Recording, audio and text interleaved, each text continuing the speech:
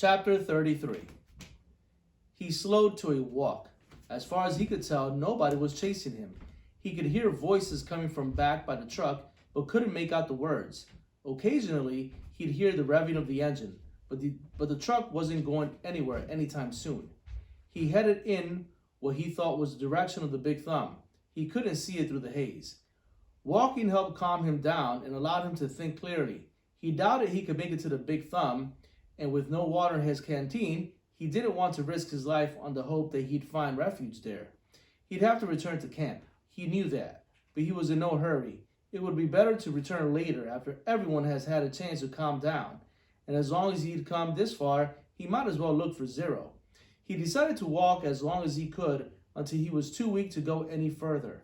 Then he'd turn around and go back. He smiled as he realized that wouldn't quite work.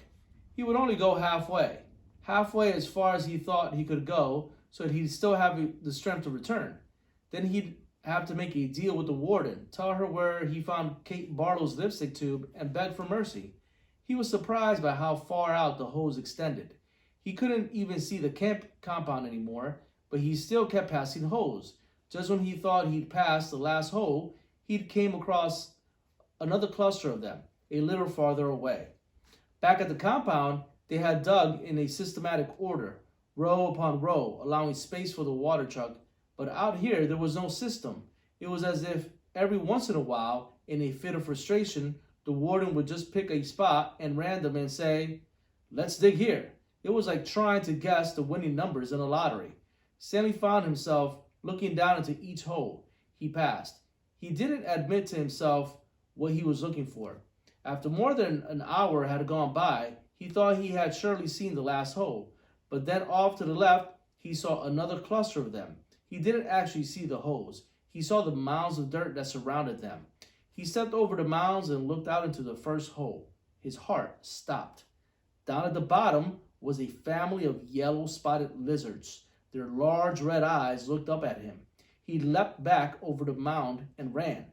He didn't know if they were chasing after him. He thought he might have seen one leap out of the hole. He ran until he couldn't run any farther, then collapsed. They hadn't come after him.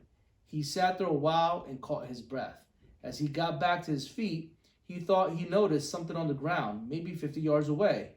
It didn't look like much, just a big rock, but in a land of nothingness, any little thing seemed unusual. He walked slowly toward it. The encounter with the lizards had made him very cautious.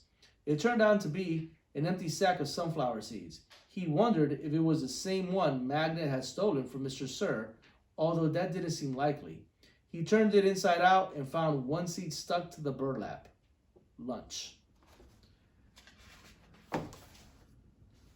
The question for chapter 33 says, does Stanley's approach his predicament intelligently?